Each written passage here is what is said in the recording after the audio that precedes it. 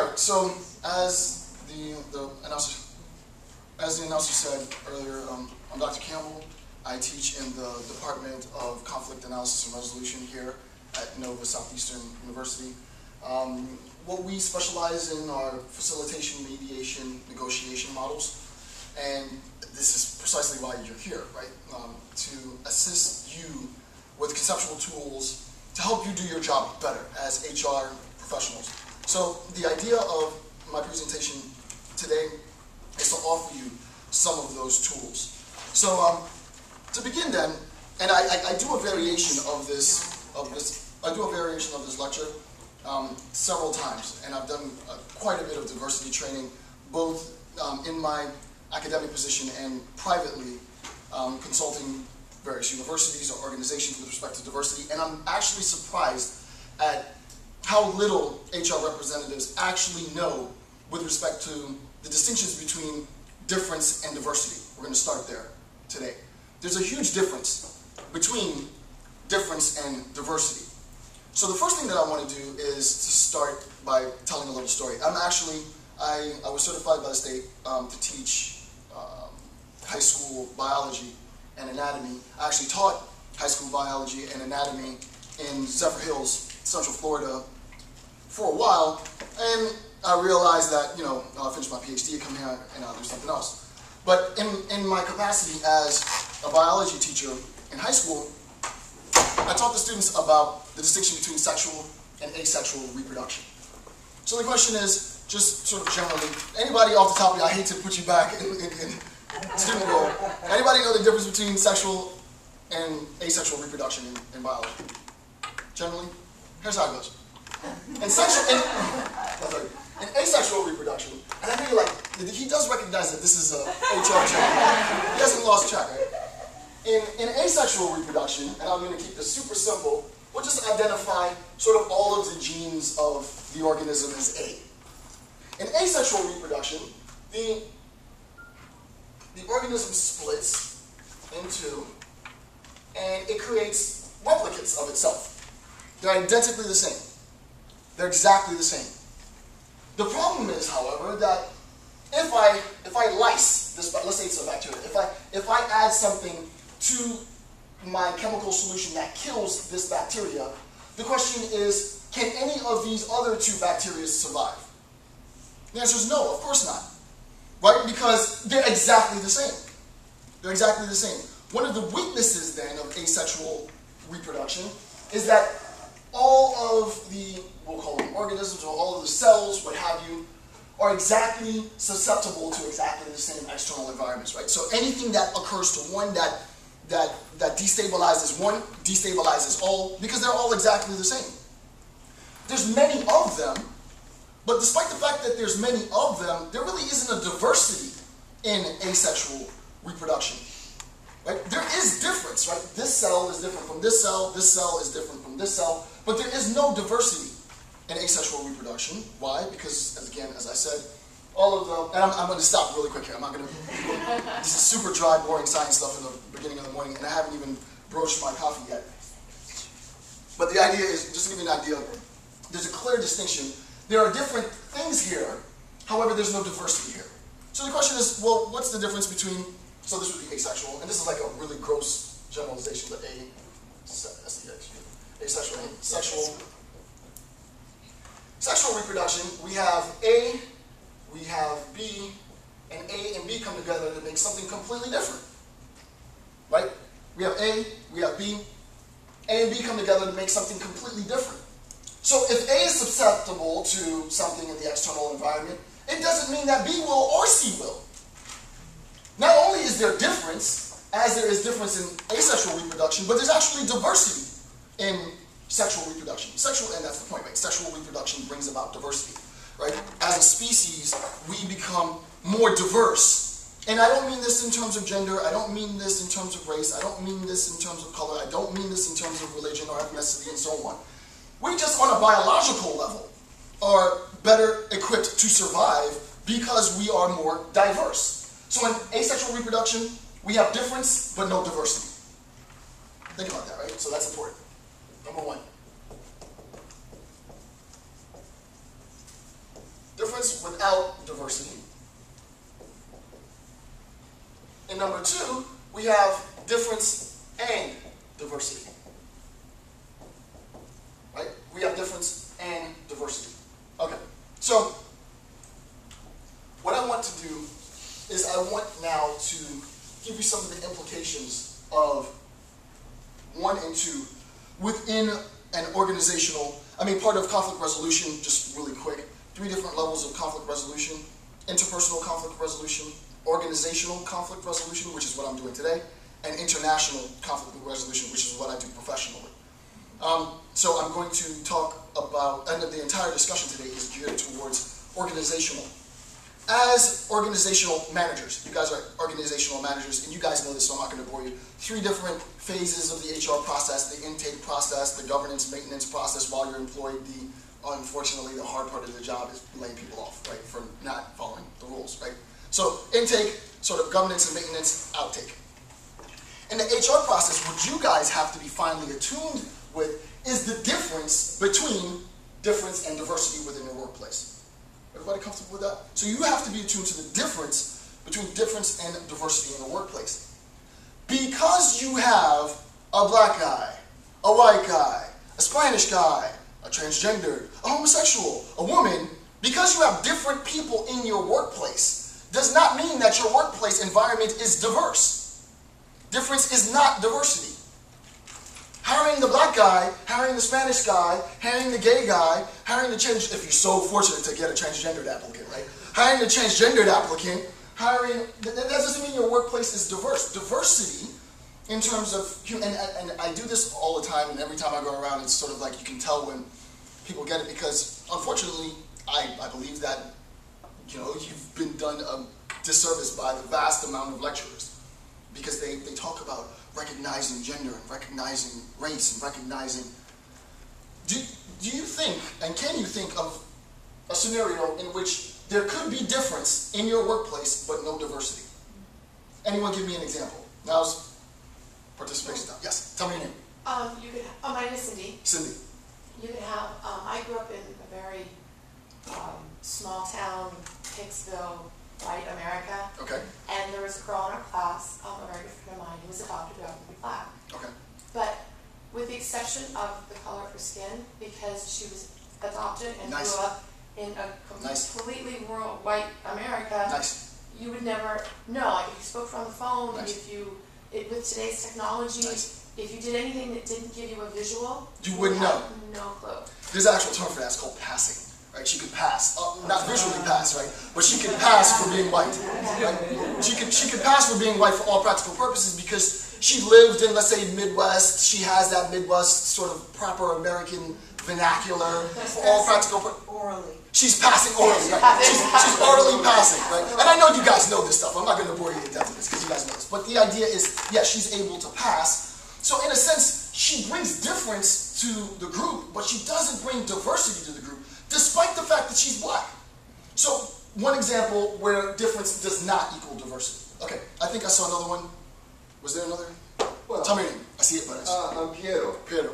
An Italian from Brazil. I love it. An Italian from Brazil. I love that. Isn't that fantastic? That is fantastic. You know, the food, the flesh and the bones are I all love from it. Italy, but I was born in The Brazil. swag.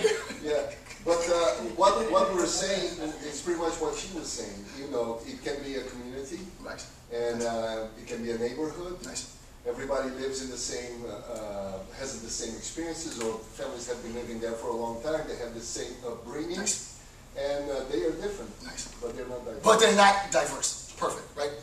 The idea is, with respect to difference and diversity are separate concepts. I'm not going to get too technical with this, but difference and diversity are separate concepts insofar as one key distinction.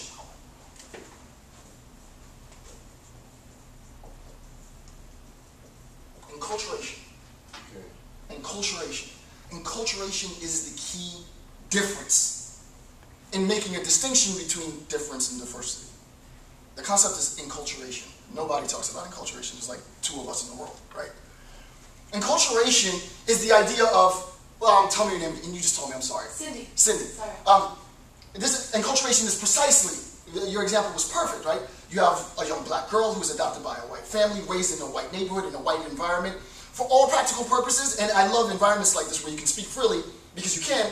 I mean, she's, for all practical purposes, white, right? She functions. And the funny thing is, after high school, she graduated and she moved back home where her family was originally from. Right. Predominantly black neighborhood. Right. Completely different, inner city, whole nine. The culture. And the funny thing is now suddenly, from an appearance perspective, she was, there's no differences. Right. But there was a lot of, I guess, diversity. Because nice! Oh, you flipped it! I love it! That's good. Yeah, I love it. I love it. So you guys get it, right? There was no difference. She looks the same. But there was diversity. Right? There was diversity. Why? Because everyone in her community now has a new method of accessing enculturation. Part of enculturation is culture, obviously. So the idea is that diversity really is defined by our culture. It's not defined by our, I don't want to get to, in science they have a distinction, and I'm not going to get into this, but I'm going to borrow a bit, footnote, as a good academic. In genetics they have a distinction between phenotype and genotype. Genotype is something that you can't see. Phenotype is something that you can see. So that you can have genetic markers that manifest themselves physically. The physical markers don't yield diversity. All they do is yield difference. Right? The physical markers, oh, well, your hair's like this and my hair's like that, and you are this and I am that. There isn't any diversity in there. Diversity comes, for those of you who know nature-nurture argument, diversity comes from the more nurtured side, not the nature side. Right? Diversity comes from nurture. Diversity doesn't come from nature. Nature gives us difference. This is super important, right? And I'm going to try and apply it to your daily jobs, but then again, I'm a theorist, so I keep it a bit abstract. If I get a little too in the clouds, please feel free to, Jason, that has nothing to do with why I'm here, because I will go off on a tangent. But nature never, cannot, by definition, yield diversity. There is no diversity in nature. Nature is, as Hobbes says, it's just brutish and short and filled with blood, red and tooth and a nail, right? Now, nature is brutal. Nature doesn't care about diversity. Nature says, I have this guy, he looks like this, I have this woman, she looks like that, and so on. Diversity, then, one, comes as a product of enculturation. I'll speak about that a little bit. And then second, it is a product of nurture. Not nature, right? Diversity is a product of nurture. It's a product of our socialization. It is a product of our enculturalization, right? Which is a mouthful of a term, right? It's a product of enculturation. We recognize then, as Cindy said in her perfect example, that despite the fact that this young black girl was adopted into a white family, for all practical purposes, she functioned as a white person, whatever that means, right? She functioned as a white person. She could pass as a white person, whatever that means. And we all know what that means. But the idea is there wasn't diversity. What you have to recognize now, and here's the key. Here's the key. And this is the moment of empowerment. And here's what, this is going to be my contribution. If you remember anything, remember this. Since you guys are HR professionals and managers, you are the source for diversity. You nurture diversity in your work environment. You can have a work environment filled with white guys. White, Protestant, heterosexual males, like the typical, the man, and be a completely diverse workforce, right? I hate, my ears pop when I hear pseudo-intellectuals get up there and say, oh, well, what's important in the workplace is to make sure that you got the black guy, you got the woman, you got the gay, because then you have a diverse work environment.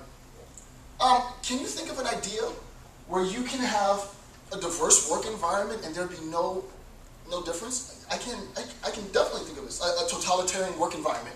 Listen, when you come to work, you're reporting on time, you talk when I talk, there's no talking when I talk, blah, blah, blah. Everybody's like, oh my goodness, guys. You all are going to act like automatons. You're going to act exactly the same. There's going to be no difference in your production. There's going to be no difference in anything that you do in that workforce because of me, the totalitarian guy who's just telling you the right way to do it. It's ridiculous. The idea is, no, you can have a workforce of 30-something white Protestant heterosexual males, and that's all you have in your workforce. Tens of thousands of them, and you can have a more diverse workforce than a workforce that has the black guy, that has the gay guy, that has the token, blah, blah, blah, a bunch of tokens. You guys know about tokenism. I'm not going to get into that, blah, blah, blah. So the idea is, with respect to diversity, I'm telling you now, and you can footnote to Dr. Campbell, diversity has absolutely nothing to do with phenotype. Right? The idea that diversity is, people co-opt biology and physics and science without having the first clue about biology and physics and science, right? There is no diversity in phenotype. There's difference in phenotype. Phenotype, the way you look, is a product of nature.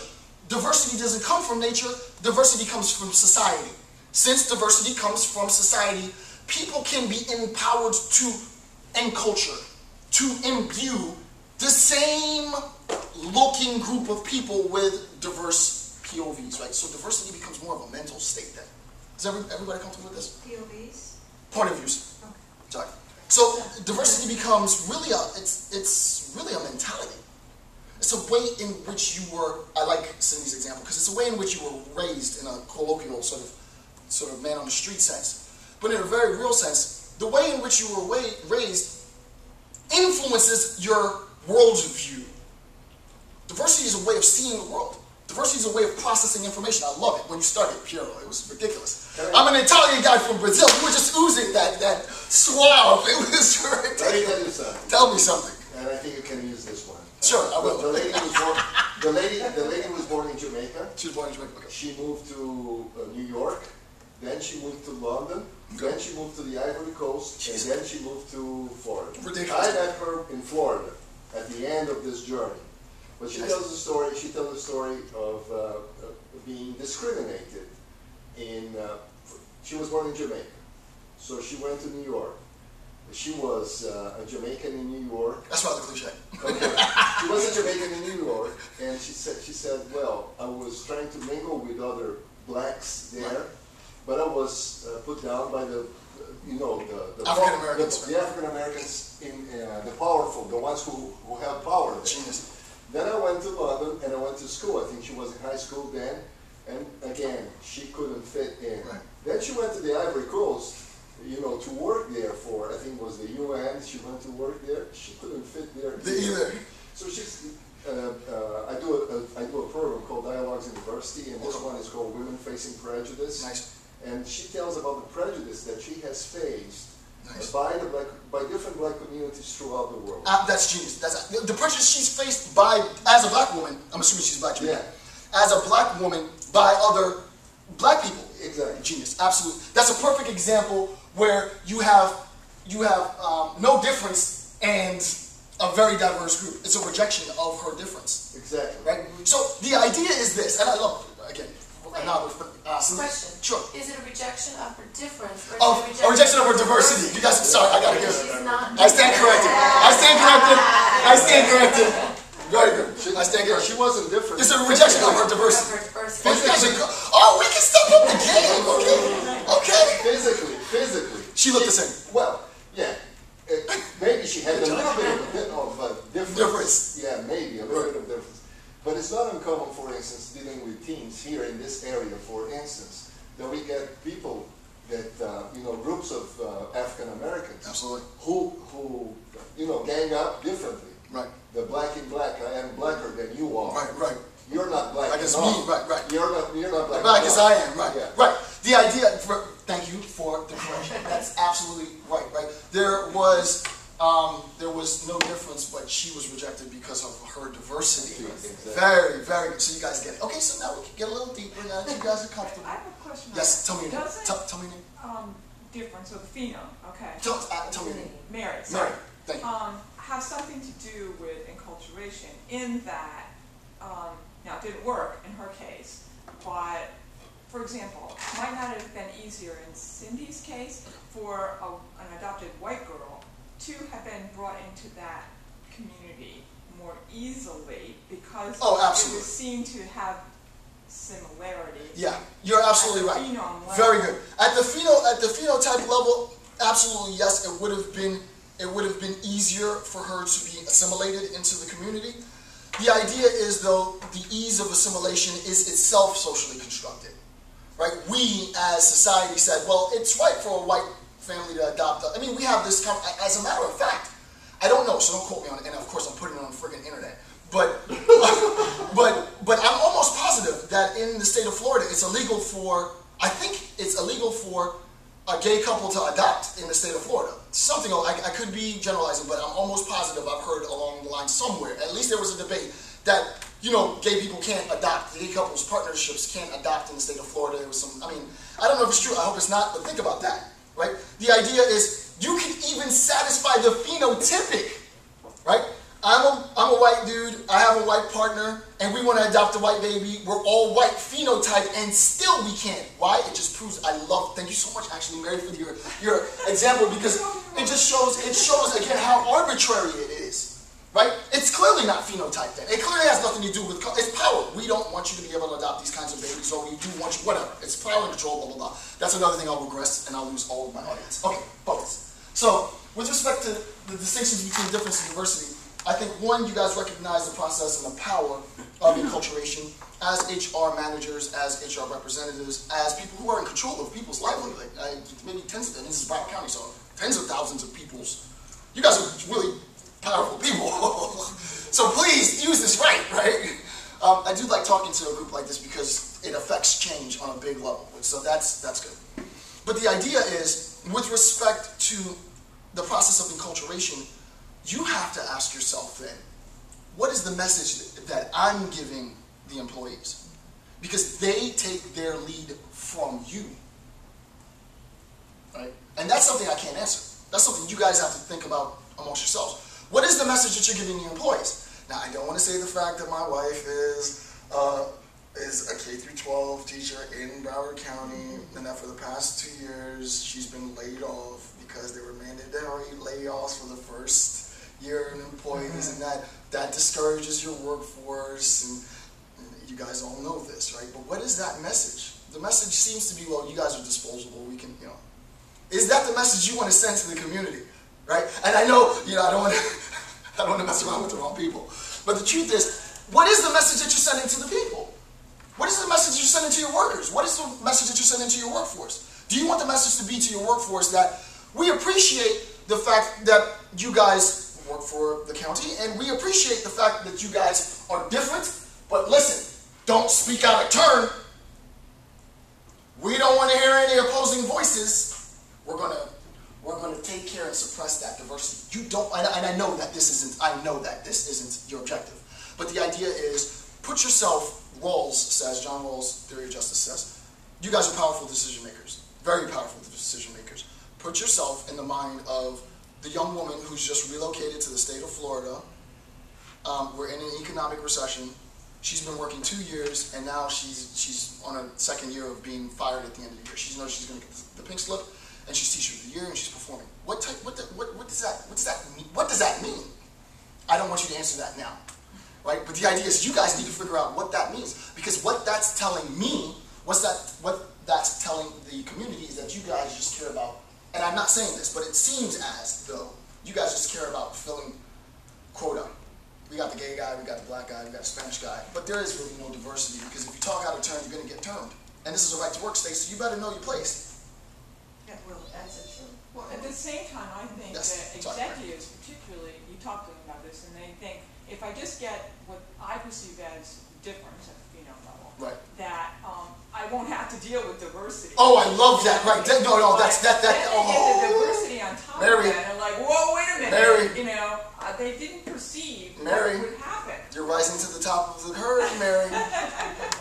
Mary, I have to say, I'm rather impressed. No, that's a very good point. Right? The idea is, isn't it so much easier to say, well, look at my statistics. Yeah. My workforce is a majority-minority workforce, and as such, we are totally integrated in. We represent the community. We represent the community. They look like our. They look like us. You know? Are you serious? This is 2012. We're still looking at how people look. Are you serious? We're still interested in how you look. It's 2012, people. Like we're thinking about, you know, sending a rocket to Mars. I mean, we're still concerned with what color hair people have and what color skin they have. And but you know what? It's ridiculous. But you know what? It's true. Yeah, of course it's true. It's like, okay, let me look at my board of directors here. I don't have enough blacks. Right, so you sprinkle in some difference. Why? Because talking about diversity is a lot harder. It's a lot harder thing to do to recognize how we enculture, how we foster, how we bolster a diverse workforce than it is to simply fill some quotas. What we have to recognize then is there is, the next part, there is a very ominous, there's an ominous, and I don't think people know this technically, but I'm going to give you guys the secrets now, right? And as I said, it's just bizarre to give a lecture like this to you guys. Because it could potentially change the way in which your workforce views you. You want to foster admiration.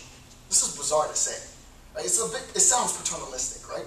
But the idea is, don't you want a workforce that admires you as the overseers of their work? Don't you want a workforce that says, hey, look what I did. Hey, I'm working hard. And you say, I recognize your diversity, not your difference. And it could be Bob the white guy. Poor Bob the white guy. He's getting the short end of the stick.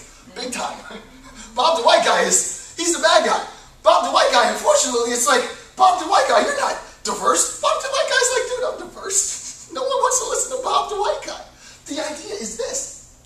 The problem is one of VALUATI.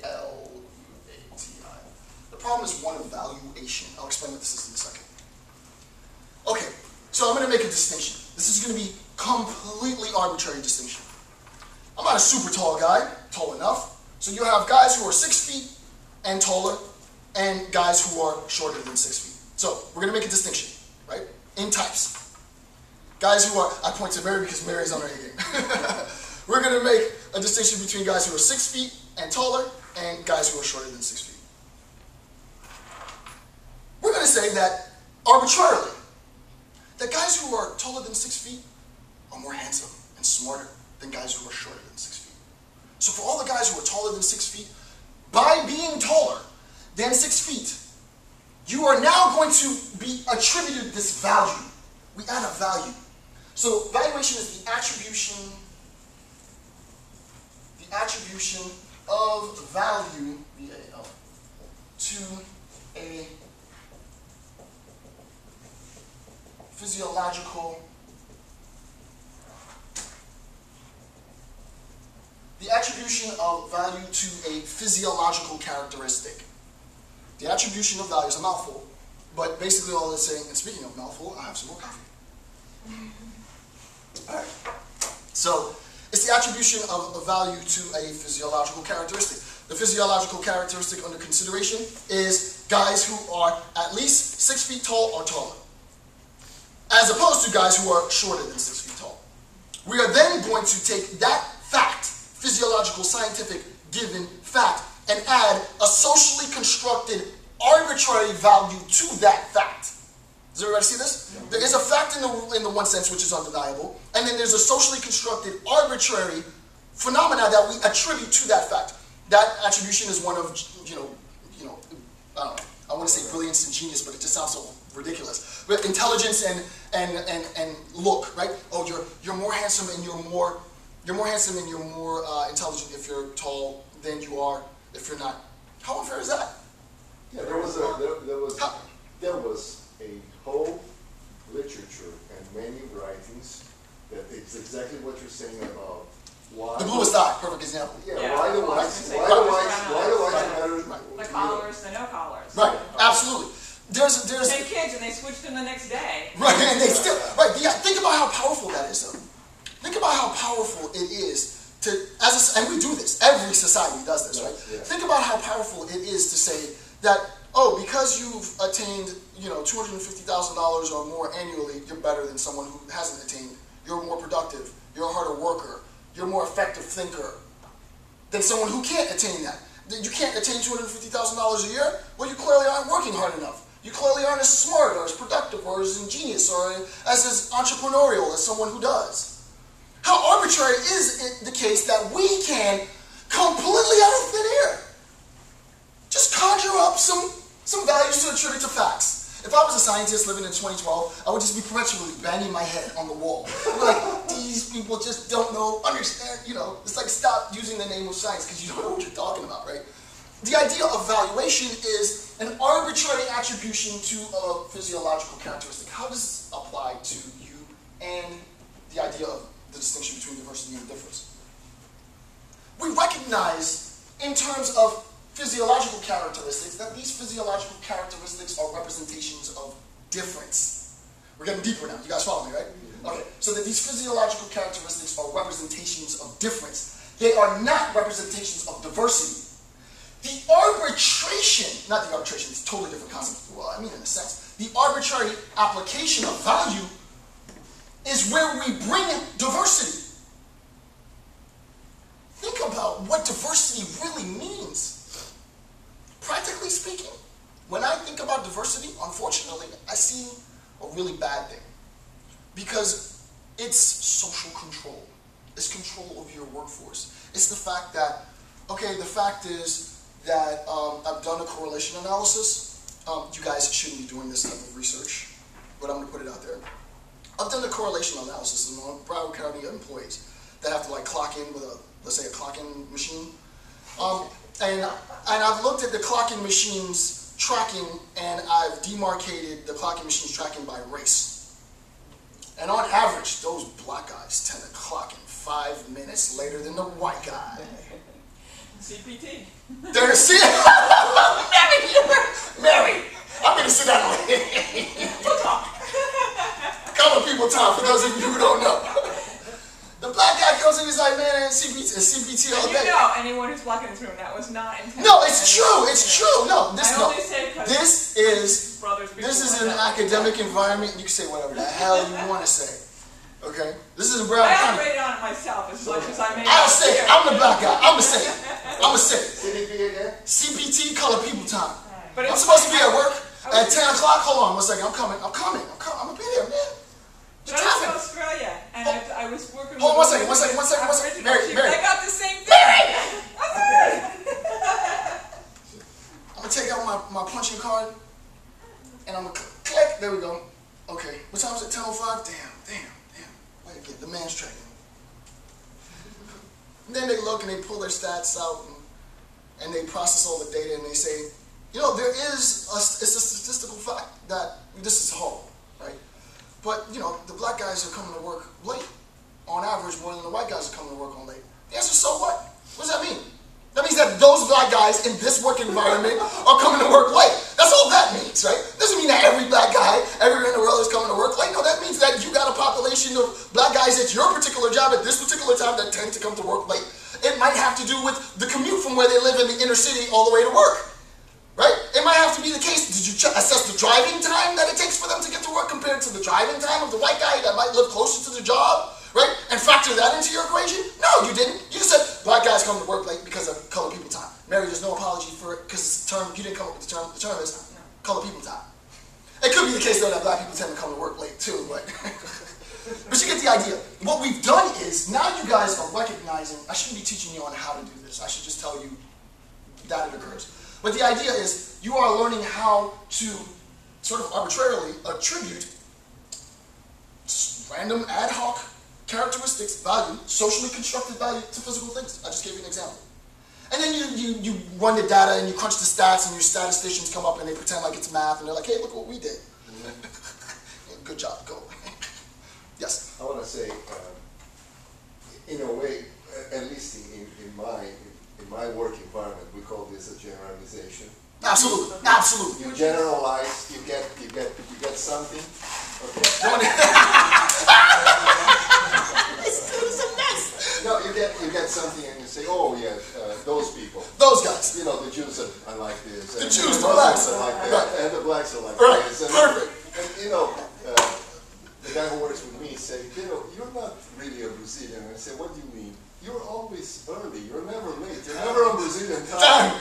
And I have never heard the Brazilian time. You know, being from Brazil and coming to the U.S., he introduced me to the Brazilian time. To the Brazilian right. time. So that's the idea. It's perfect. So, as you said, it is a socially constructed value that you attribute to the Brazilians. That you attribute to the blacks. That you attribute to the Jews. Exactly. Exactly. Pure. Perfect. Generalization is the proper term. Very, very good. I heard you mention this point earlier, so I'll bring this up because I don't want to downplay the importance of difference in terms of gender.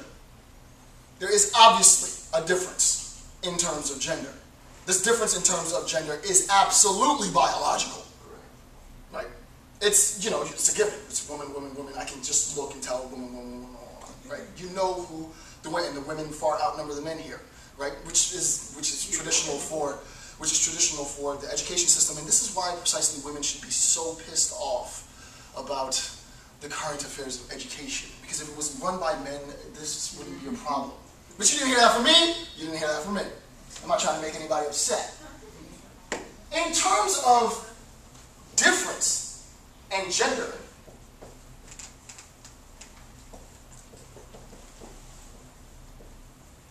we are 104 years from this case. Muller and Oregon, O-R-E-G-O-N. Muller versus Oregon, right? So it's a 1908 case. 1908 case, which basically sort of landmark. Any type of feminist theory, this is like a canonical case. It's not. It might be new to you, but for people who do feminist sort of theory, we know this case inside and out. But the gist of the case is this. It is a recognition by the federal government that there is a difference in terms of gender. Duh. Thanks, federal government, for recognizing the difference in terms of gender. We've known this for the last 2,500 years, right? Duh. The federal government, however, rather ingeniously also recognized the false valuation attributed to gender. Women make more or less than men. Women make less money than men. You make less money than men. There's more women in this room, and you guys probably make more money than everybody else in this room for the fact that you guys are different than they are. If you're, sorry, make sure you run to the car. That is profoundly unfair. We have a workforce that is primarily female, primarily composed of women, and the men who work in your industry make more money than you make. There's less of them and they make more than you make. Don't keep rubbing it in. No. That's the point. That's the point. That's what I'm talking about. Tell me your name. Janice. Janice? Janice, you need to get pissed off, Janice. If you're not mad at this, then, what can I do? Because I'm a man. So, things are good for me. I'm teasing. The idea is, think about that. No, seriously, take a second to think about that. But again, there is a difference, one second. There is a difference between myself and men as a woman. Okay. 100 plus years, a century ago, our government recognizes and recognized the inequality and spoke on the equality of pay, and they haven't come to any resolve in a century? A century's a lot of time to get some stuff done. I've been working for about 2 years. I've done quite a bit in 2 years. You can't get this figured out in a century? It's pretty pathetic. Would anybody say that if you guys assess, I'm sure some of you have taught or are currently teaching, well, you're probably not currently teaching, but the grade on that is an F. Right? You've had a century and you can't figure this out, but you acknowledge it. You know that it's there. There's already a case on it, but you guys can't come to any rectification of it, and I could be employed in your workforce because I am certified. Well, I was certified. I think because it's a temporary certification, I think my temporary certification's expired. But I could go into the workforce, teach science, K through 12, actually 6 through 12, in Broward County, and make more than the women. really? Absolutely, I can. Theoretically, if you think about it. You tell me.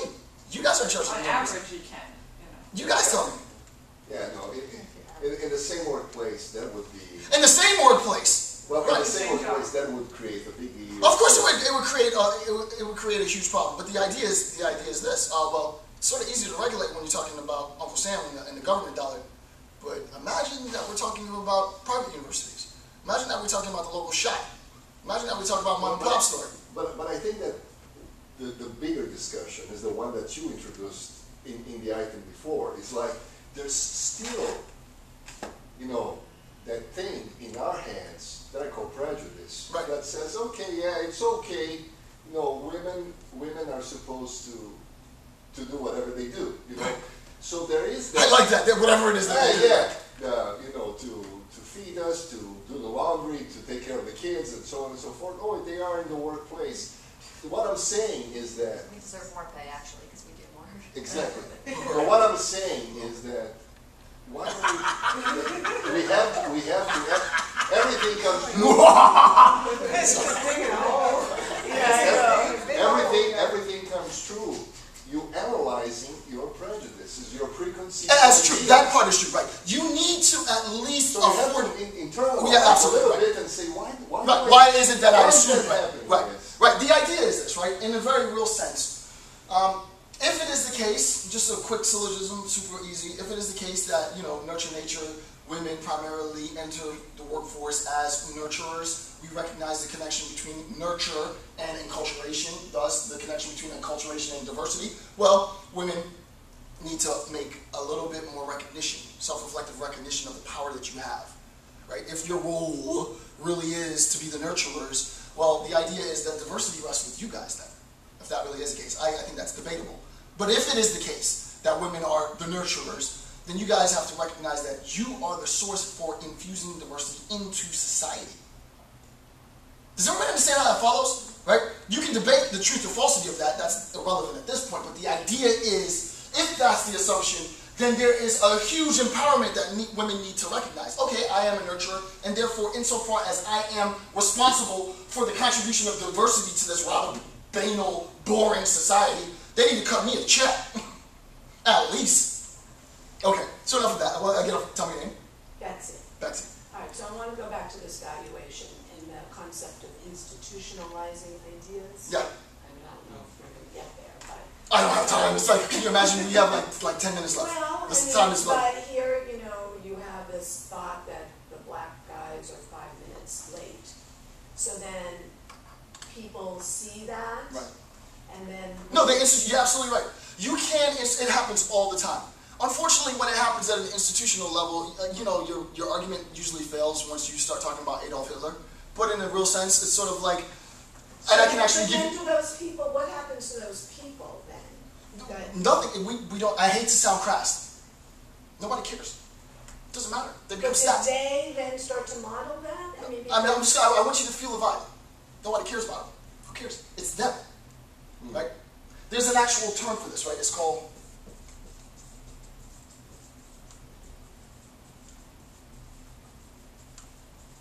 It's called physiological normalcy. Physiological normalcy. Blonde hair, blue eyes, 6 feet, period. That's the standard. Everything else is a deviation from the standard. That's the standard. Everything else, you guys know standard deviations. That is a deviation from the standard. And then we attribute anything at all that we want to attribute the attribution of the value to create the standard deviation is to reinforce physiological normalcy. Correct. So they come late, who cares, whatever. Them coming late justifies the standard. Because, blacks are more primal, more animal, that's why they're more athletically inclined. Whites are less primal, less athletically inclined, that's why they're more, introspective, neurologically inclined. Whites are smarter than blacks, sure. Reinforce the standard, sure. Blue eyes, blonde eyes, you guys know the case studies. Reinforce the standard. It doesn't matter. Oh, they're late, they're lazy, they're dirty, they're whatever. It doesn't matter. That's the point. It doesn't matter what it is. I just want to reinforce the standard. And I want to justify my deviations from the standard by appealing to any arbitrary thing that I can come up with. Women, of course, aren't good because you guys are the profound difference. You guys are nothing like me. And I'm, of course, the standard. I'm a white guy, I got blonde hair, I got blue eyes, I'm 6 feet and I'm smart. So, sucks for you, and sucks for me really because I'm clearly not a white guy. But the idea is, and I hate to sound so, but I wanted you to get the sense of the feeling. Right? I'm sort of role-playing here. The feeling is, you are of absolutely no concern. I don't think about you 2 seconds in my day. All I think about in my day is legitimizing the deviation. So we have fair-skinned white Asians as opposed to more indigenous Asian. Right? So you have maybe Japanese, Chinese here, but Mongolian, that's a little close to brown. So that's, maybe Chinese and then Mongolian. But being Mongolian is definitely better than being black. And then you have Hispanic and Argentinian is better than, is Mexican, and you know, you just deviate till you get down to me, who's at the bottom of the barrel, and then the black woman who is really, really, really at the bottom of the barrel. Because not only are you not a man, but you are black. So to be a black woman is the hardest job in the world. Shout out to the president's wife for being a black woman in the White House. You feel me? But the idea is, it's true, it's true. Yes? Jason, how do we in the workplace, how do we get rid of this? I can't answer that because I really don't, I mean, you guys have to contract me to come in and really understand, do a program evaluation. I would have to look at, you will have to do, and I've done lecture series on program, you have to do a systematic program evaluation. Here's, I would need to know more than a generalized discussion. Specific statistical facts I would have to look at. The intake process, the process of governance while the employees, the outtake process, look at the distinctions between who comes in and who leaves, all of that. It's a humongous program evaluation. You're talking 6 months comprehensive program evaluation to think about how the workforce has changed. But Janice, you are already thinking about this. You recognize this, and you're in a position to make this. All of you guys are in a position to make this change because you guys determine who your workforce is. Your workforce, who it is, because of you guys allow them in, and you guys tell them. But can we? I mean, really, if you really think about it, you can. we? I mean, you go to Ireland. These are all white people, right? And they're fighting among each other. Oh no, sure, you can though. I mean, there's always going to you be. can. I can tell you. I'll give you a quick, because we're running out of time. But and it's amazing how quick an hour goes. I'll give you a perfect example. This is general. I don't know if this will help specifically because I don't know the actual nuances of your work environment. Do you recognize the only example that I do know, which is a matter of fact. Do you recognize that in the state of Florida, I'm not sure if it's still the case, I know it was for the last 2 years, all by de facto, all first-year teachers were denied sort of, not tenure, but it's not even just, the tenure is definitely out the door, but like job security for the next year. There was a name for it. You guys know all the technical bits, right? So, by de facto, across the board, everybody, irrespective of color or education, was termed at the end of the year. Irrespective of performance, irrespective of everything. Is that fair?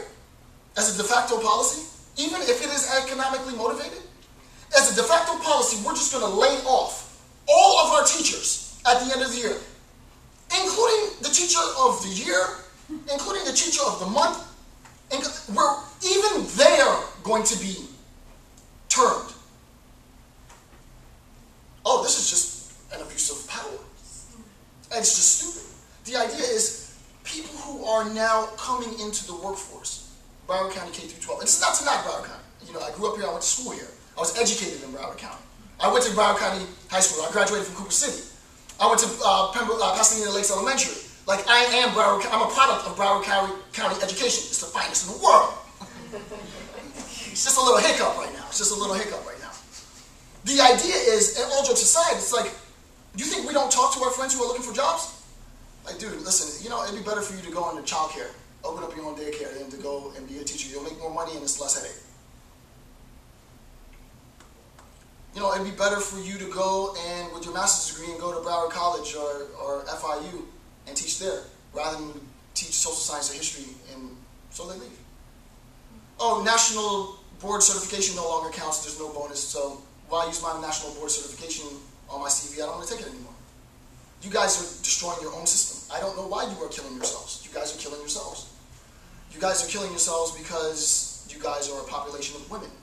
And the people who make the decisions for you are a population of men. And you should be pissed. And someone needs to say it. Because if this workforce was a male-dominated workforce, this wouldn't happen. So Janice, I'm so glad that you're pissed off. Are you trying to start it right? I'm trying to start it right. I'm trying to start it right. I saw some other hands. Yes, tell me. I just want to back to the main point, Noel. Noel. Oh my goodness, that's my wife's name. With diversity. So you're telling us that basically the staff can all look the same, but if they're raised differently from different Absolutely. backgrounds, different cultures, Absolutely. that's diversity. Absolutely. I would rather have. How do you measure that though? Then because people do When look we're at put into stats. boxes. I mean, when you look at the laws and EOC and all that, they just want the difference. They just want difference. They don't want diversity. You know, so Here's how you measure. understand where management, that's how they're going to see it. They're like, all right, I I have the white, the black, the Hispanic. Right. Because And I'm good. That's where. It's called statistical verification. Right. It's statistically verifiable. This is the stuff of census work. Right. So you go around and say, hey, there's a black guy, there's a white guy, there's a red guy, there's a pink guy, there's a blue guy, blah, blah, blah. Okay, here's the idea. Me as an educator, and this is a theoretical analysis, right? What I'm interested in is a diversity of cultures, a diversity of perspectives, a diversity in the interpretation of worldview, a diversity in the way in which people think.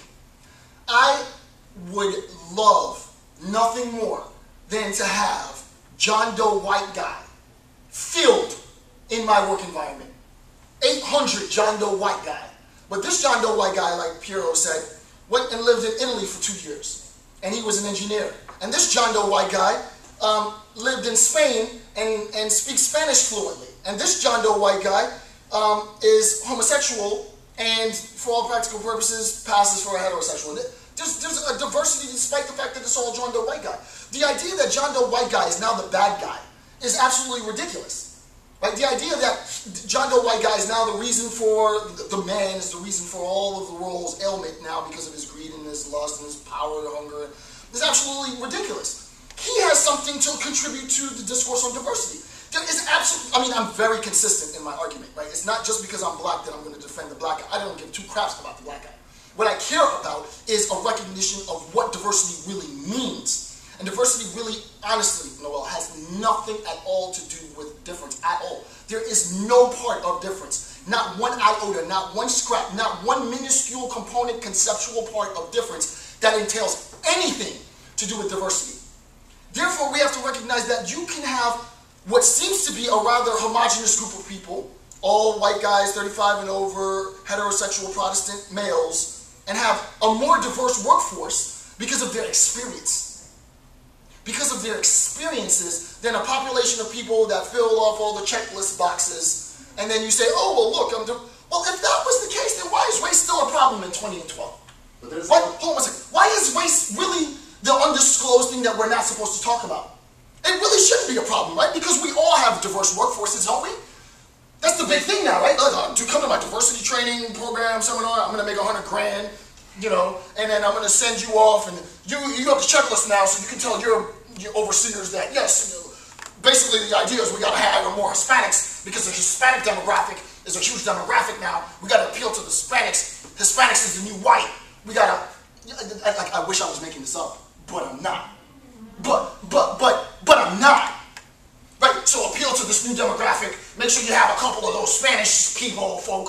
Get some of those Hispanics on your group to hire. It'll make it more diverse, really, because all we really care about is capital, making more money and appealing to the population of consumers that we see. Oh, but does that mean your population is diverse? No, that means you got another robot doing another robot job. If you want a robot job, you know, I'm a professor. I don't teach people how to be robots. I can turn you into a robot, but I can't teach you how to be a robot. You know, so that's Noel, it's brutally evil. I'm sorry. But the idea really is when I see John Q. white guy, or I see Mary Sue white girl, or whoever, or, you know, Habib, you know, Muslim guy, I'm like, really, or like Rakim black guy. Hey, what do you got? What's in your head? What are you thinking about? What do you know? Tell me a story. And I sponge it all up, and then I become a product of all of them. But the idea is, you know, if I'm hearing more of the same, and when I look at the workforce, what I hear, not what I see, is more of the same, I'm thinking, this workforce is crap. There's nothing here, right? There's nothing here. There's a lot of difference, so they get a check in a box. But there's no diversity, because everyone's thinking the same, and the fact that everybody's thinking the same, everybody's doing the same. So what do? If I was a businessman, I'd be a multi-millionaire, billionaire maybe, but I have no interest in making money, really, per se. But the idea is, okay, so this is your workforce, and you think that you understand diversity. I just took Dr. Campbell's training, and I'm going to create a job that really does represent diversity, and beat you at your own game. Because you've been too busy checking off boxes, and I'm really testing for diversity. That's the question that we need to be asking, is how do we test truly for diversity? Diversity isn't a visual test. It's not the brown paper bag test, right? I'm Pan-Hellenic frat, Phi Beta Sigma, and it used to be the case to get in certain fraternities and sororities, you got to pass the brown paper bag test. You dunk it in the paper bag, you can't get in. You light it in the paper bag, you get in. We're still doing that now? We're still doing that. Oh, to get the job, we're still looking at assessing visually, and then we check off diversity. Wow, nobody knows what the hell diversity means. Nobody. I'm telling you that you can have a workforce entirely populated by white dudes, 35 and older, heterosexual Protestant, and you can have a completely diverse workforce. And you can say, Dr. Campbell said it, and they can send me all the hate email they want. Question? Yes, Pierre. And then I'll move on. I just would love you to be more passionate about your. Yeah, I know. I'm a little subtle. I'm not engaging. It's just I wish I could communicate this more emphatically. But yes, Pierre. Well, the point is, I think that the point that you have been talking about a lot is about the culture in the organization. Right. And if this culture allows people to act not like as robots, but to really contribute to come up with their ideas, right. their different points of view, Right. bring in their different experiences. Right. And as you said, maybe diversity has, maybe you didn't say, I'm saying, maybe diversity has a lot to do more with leadership style Nice. and culture than There it you has to do with checking the box. Checking the boxes. Very good. Very good. Cindy? Well, And we'll end with Cindy's point, and then we'll. I was just going to say, it was interesting because when I was I'm very happy that I chose to attend this breakout session. Okay.